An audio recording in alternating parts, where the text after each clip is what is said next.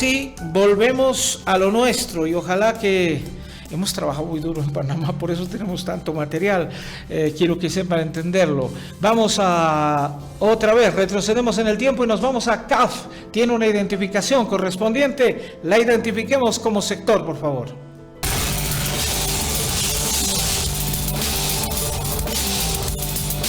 Foro Económico Internacional, América Latina y el Caribe ha tenido la incidencia de alrededor 6.000 invitados especiales de distintas organizaciones y sectores. Habíamos conversado con varios ministros de Estado y a continuación les presentamos las impresiones de esos ministros, empezando por hidrocarburos que estuvieron junto con nosotros. Los escuchemos. Ministro, quedó muy orgullo. Estamos teniendo que 3 filas para que la gente entienda lo que es Bolivia. Sí, el mensaje del presidente ha sido claro. Estamos aquí para promocionar a Bolivia al mundo, el mundo a Bolivia. Creo que ahora la comunidad internacional ha visto lo que podemos hacer. La estabilización de precios ha sido una primera señal clara de lo que queremos hacer y mejorar los indicadores económicos estables. Y creo que usted ha visto, se acercan a nosotros empresas, organismos internacionales que quieren trabajar con nosotros. Hay cosas que tenemos que cambiar, tenemos que ponernos atractivos. Si la chica quiere bailar, tiene que arreglarse el cabello, más o menos, ¿verdad? Así es, entonces por eso estamos acá, para mostrar lo que podemos hacer. Estamos aquí para decirle a Bolivia que estamos trabajando para traer inversiones al país. Es un proyecto con mirada a cortísimo plazo, a mediano plazo y también a largo plazo. Me encantó que usted dice, esperamos dejar un mejor país que hemos recibido. Creo que es una frase de una nobleza muy propia, de alguien que de alguna manera ha detentado el gobierno. Se gastaron todo para dejar embromado el gobierno. Ustedes quieren dejar asfaltado la carretera. Sí, nuestro desafío es ese. Recibimos de una forma, ahora queremos entregar el 2030 a un país con una senda positiva de crecimiento. Estas preguntas, esta inquietud, este intercambio de tarjetas, Bolivia ha entrado al concierto y en la bitácora internacional. Yo creo que desde el año pasado, desde el momento que el presidente mostró esa apertura y luego, después de que el presidente apoyó junto con todo su equipo la estabilización de precios y fue una pelea dura, pero se la consiguió, se mostró que Bolivia puede hacer grandes cosas para atraer la inversión y mejorar y estabilizar la economía. Ahora, ¿qué pueblo el que tenemos? Yo se cargó en las espaldas el incremento, entendiendo el tema de fondo, ¿verdad? Yo le agradezco al pueblo porque es gracias a ustedes que pudimos levantar ese Chile. Y lo resistió y está confiado en que se están tomando buenas decisiones. Yo creo que sí, esto muestra la madurez del pueblo boliviano con respecto al tema de los subsidios. Ministro, qué orgullo ser boliviano y qué orgullo estar en un foro donde empresarios del más alto nivel nos escuchan. Así es, nosotros estamos más que contentos porque finalmente trabajamos por el país. Así sí, la verdad que sí. Oiga, pero diga, y esto no con modestia, ¿Bolivia es como la chica bonita de la fiesta?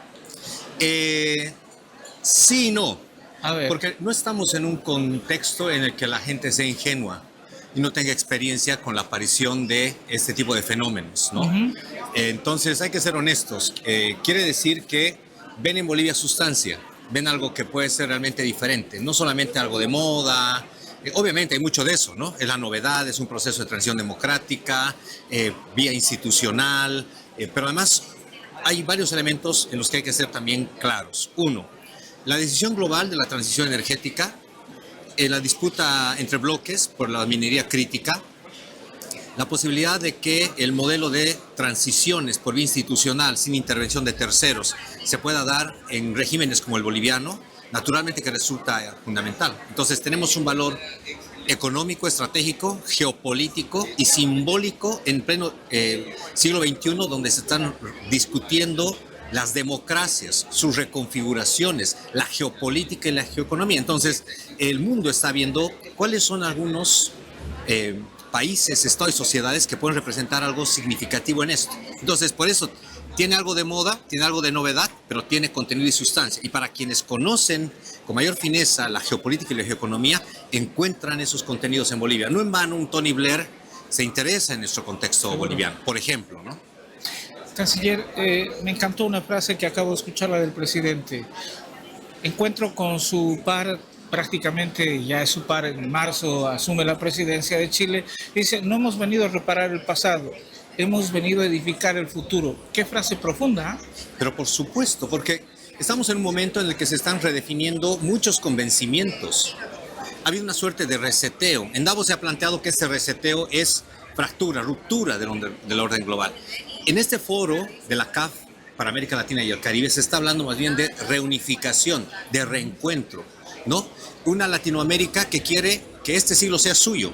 Porque cuando hablas con analistas de la geopolítica y la geoeconomía global, te dicen el siglo actual es asiático, por todas las innovaciones tecnológicas, ¿no? Y te dicen el siglo futuro es africano y el latinoamericano no lo vamos a ver. Es decir, el siglo latinoamericano podría ser el siglo 23. No, tenemos una oportunidad única de restablecer una comprensión de los desafíos del ordenamiento global, a adoptar con madurez lo que es superar viejos temas que nos han separado no solamente a Bolivia y Chile, sino hay muchas disputas en la región y poder darnos cuenta que necesitamos redefinir nuestro diálogo regional para relanzar un mecanismo de bloque que nos permita ser actores en este reacomodo de la geopolítica.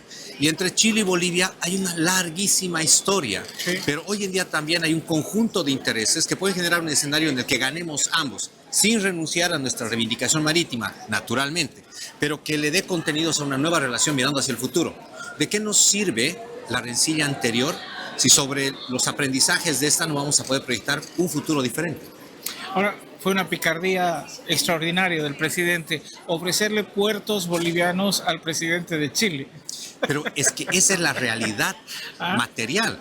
Imagínense ustedes ahora en la reconfiguración de la geopolítica global, lo que representaría para Chile que la reactivación de la vocación comercial y exportadora de Bolivia le genere una dinamicidad mayor de sus puertos. Pero además lo que representaría que Bolivia le configure espacios de intercambio con Brasil. El comercio brasilero saliendo por puertos chilenos, atravesando Bolivia, le redinamizaría la economía a Chile de una manera pero exponencial. Entonces, puede sonar pícaro, pero en realidad es geoeconomía 2.0, ¿no? Panamá, gran anfitrión, hemos tenido un encuentro personalísimo del presidente con el presidente de Panamá. Vamos a tener una embajada más amplia, si bien en primera instancia se había dicho que ya se terminaba el rango de embajadores, pero parecería interesante el mantenerlo para poder llevar a cierta jerarquía en distintos gobiernos. Y Panamá es una economía que ha florecido en los últimos 20 años. ¿Puede ser interesante para Bolivia tener un embajador acá? Embajadores vamos a tener. Ah, qué bueno. Claro, es decir, lo que queremos plantear nosotros es una rearquitectura de la política exterior. Embajadores vamos a tener en los países en los que necesitamos esa figura. En otros necesitaremos una oficina más bien consular. Sí. En otros una oficina completa, embajador, cónsul, agregado de negocios o encargado de negocios, el primer secretario, completa la arquitectura. Eso va a depender de dónde tenemos qué tipo de interés a operar. En otros lugares vamos a tener un hub, donde vamos a tener un equipo que se va a ocupar de articular esto desde una perspectiva regional. Por ejemplo, queremos entrar al canal de Suez. Ahí necesitamos un articulador, sobre todo comercial, que conecte con los países alrededor. Lo mismo va a pasar en Ginebra. Pero en Argentina, en Buenos Aires, necesitamos un embajador y una configuración diferente. Entonces, estos son los aspectos de la política exterior que queremos ahora reestructurar. Ahora, por eso, cuando nos reclaman, nos dicen, pero ¿cuándo los embajadores? Pero saquen a toda la gente. Pero todo eso, primero, uno, no hemos venido a hacer una masacre blanca. Hemos venido a querer cambiar la cultura institucional de este país para acabar con esos chauvinismos de venganza, venganza, venganza. Llega el siguiente, más venganza, más venganza, más venganza. 3, devolverle profesionalismo y meritocracia al trabajo para que se nos reconozca así en el exterior, porque es vergonzoso cuando uno va a un país y te dicen, bueno, es que no teníamos una relación. Lo que dijo Lula, y el presidente lo rescató, cuando nos decía, nosotros queríamos hacer muchas cosas con los gobiernos anteriores, sí, no había pero la madre tierra dice que no quería. Sí. Imagínate ese uso, Sí. ¿no? Discursivo, maniqueo, Sí. de algo que se supone que es una reivindicación más bien frente al mundo. Conservar el medio ambiente, justicia ambiental, salvaguardas socioambientales, gestión hídrica responsable.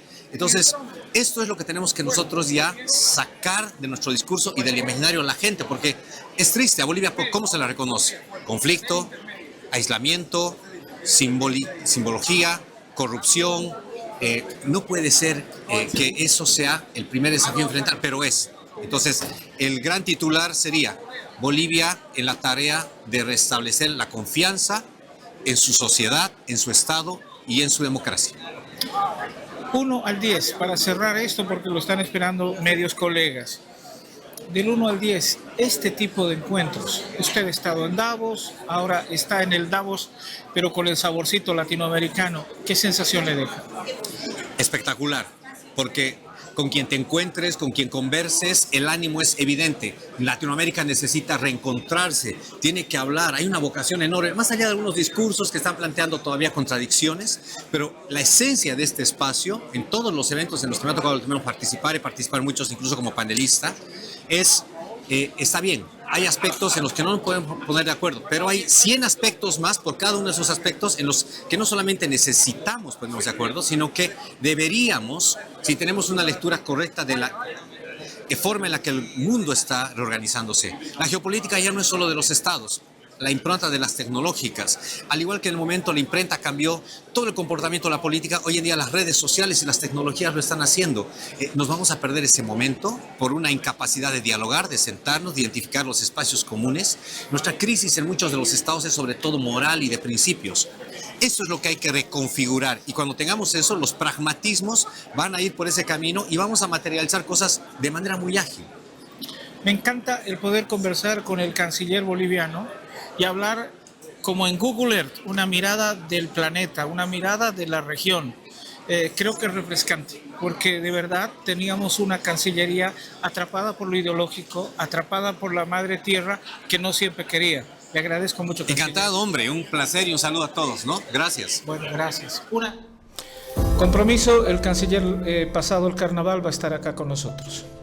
Tenemos ya cuadrada vamos a hablar de ALCA, vamos a hablar de Mercosur, vamos a hablar de pasaporte boliviano, vamos a hablar de embajada en Estados Unidos, vamos a hablar de embajada en Chile. Sí, es tiempo, ¿saben qué? De sacarnos un poquito, descargarnos la mochila de odios y comenzar a pensar en un país que necesita ser fresco, ayornado, dinámico, creo con una mirada a futuro. Y me encantó conversar con el canciller. ¿Lo han visto? Es un hombre que tiene claro a dónde quiere ir.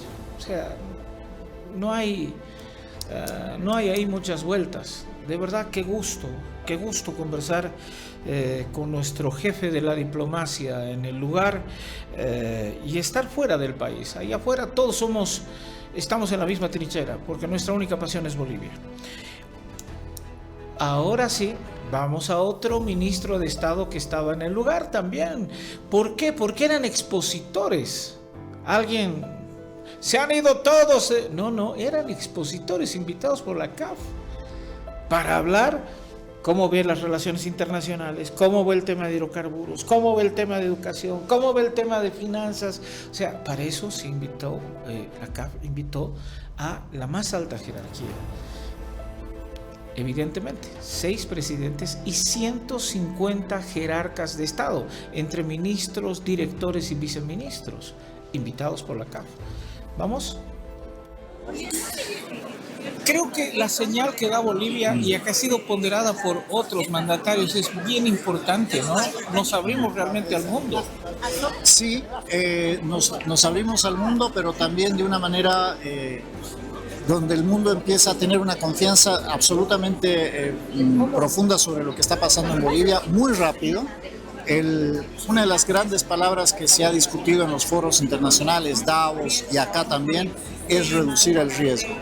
Bolivia era un país que no solamente era riesgoso, sino que también era inviable hasta hace poco, y hoy día muestra viabilidad, pero al mismo tiempo empieza a mostrar señales de que se va a reducir el riesgo significativamente para aquel inversionista, emprendedor, empresario local y extranjero que venga al país. Entonces, eso es algo que llama mucho la atención, sobre todo en un contexto global donde la geopolítica es el mayor riesgo.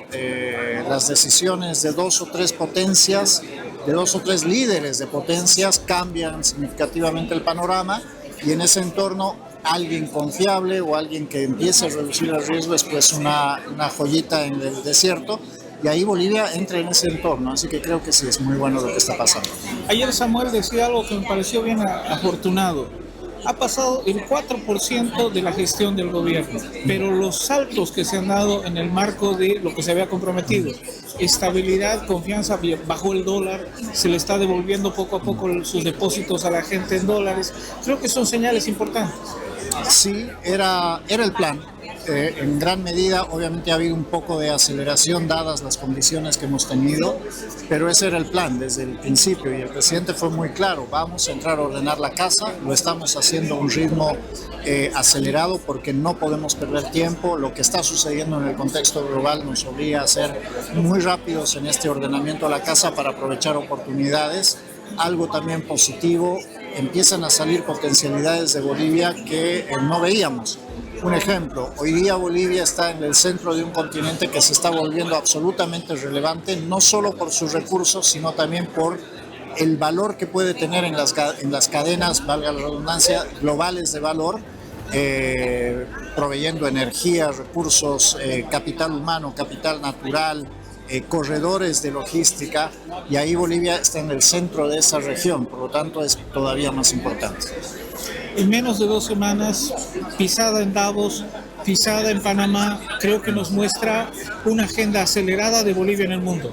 Y en el medio, en Potosí, donde han pasado cosas no menos importantes, porque empezamos a entregar el bono Pepe, que es parte de una política social que se está financiando con ahorro de recursos públicos que antes se malgastaban. Esto de nuevo es señal de que estamos ordenando la casa, y anunciamos la devolución de depósitos a aquellas familias que tenían menos de $1,000. Es un primer paso, pero es un paso importante en el retorno de la confianza. Así que vamos trabajando en distintos frentes, y sí, de nuevo, la palabra que define nuestro trabajo es reconstruir confianza en Bolivia. Este tipo de señales, mostrar nuestras marcas, nuestras producciones, nuestro valor agregado, no lo conocía el mundo.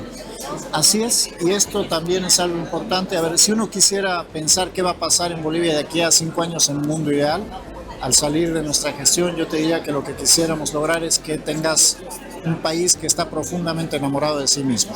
Y eso significa que seas orgulloso del café, del vino, del Singani, del turismo, de tu cerro, de tu salar, de tu selva, de tu comida, y venir a mostrarlo al mundo pues te permite reconstruir esa confianza en uno mismo también, porque de pronto ves un stand que, a diferencia del resto y sin desmerecerlos evidentemente, está bastante más concurrido. Así que nada, de nuevo, creo que esto es algo que no pasó hasta hace mucho tiempo en el país, o quizás nunca habíamos estado en Davos, pero ahora empieza a suceder muy rápido, así que nos obliga a nosotros a seguir el paso de esta confianza que se nos está dando. Ministro, gracias, lo dejo disfrutar de su cafecito boliviano. Sí. Y por supuesto, seguiremos con más sorpresas porque la gente es intensa. Así es, vamos a tener un par de buenas noticias la semana que viene y la otra también, así que vamos lo espero en Postdata, entonces. Nos vemos en Postdata. Hecho entonces. Acá estamos con el compromiso. Otro ministro que tenemos acá. La siguiente semana tenemos 2 buenas noticias. Sí, señores. ¿Les digo? No, que lo diga el ministro, ya tampoco, ¿no? Educación también presente. Oye, hilo conductor, lo que vemos hablar en nuestra entrevista, los 5 presidentes han repetido que sin educación no hay futuro. El propio presidente Paz lo dijo explícitamente. Así es, sin educación y sin formación pertinente, nuestros jóvenes no van a poder aprovechar de una América Latina que se va a posicionar en el escenario global. Y lo que me gusta es que en lugar de hablar de una América Latina con problemas, estamos hablando de una América Latina con potencialidades, ¿no?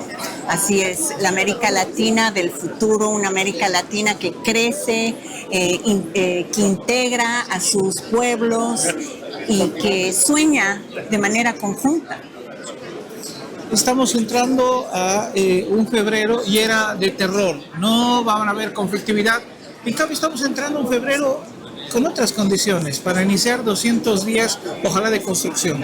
Así, 200 días de clases, el 12 de febrero iniciamos el año escolar y seguimos pensando en cómo vamos a ofrecer nuevas oportunidades a nuestros niños y jóvenes para aprender, para crear, y algo que es fundamental es que tienen que soñar y soñar en grande.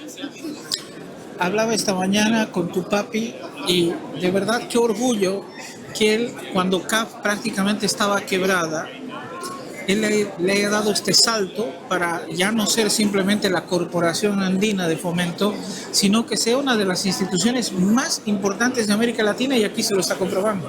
Así es un orgullo porque hoy CAF es un referente. Y pensar que este foro el año pasado tenía 2,000 personas y ahora están participando creo que 6,000, ya empieza a ser la competencia de Davos. Seguro que sí. Imagínate. Desde este lado del mundo, Así ¿no? es, con potencialidades, con empresarios, con emprendimientos y con desafíos en cuanto a educación y demás, ¿no? Así es. Y lo lindo es encontrarnos entre ciudadanos de los diferentes países de América Latina y el Caribe y realmente tener esa visión compartida de querer construir y salir adelante, dialogando, colaborando, unidos sobre todo. Bueno, suerte porque sé que es panelista. Ha sido un supervitamínico de ministros. Tengo uno más, pero el tiempo en Palenque TV se me agota. Les agradezco mucho su gentil atención. Hasta acá llegamos. Mañana será el último capítulo, espero, de todo el material que hemos traído de Panamá. De verdad hemos ido a trabajar y traerles todo eso a ustedes, pues que será nuestra obligación, ¿verdad? No descuidarnos de los hechos que han generado agenda,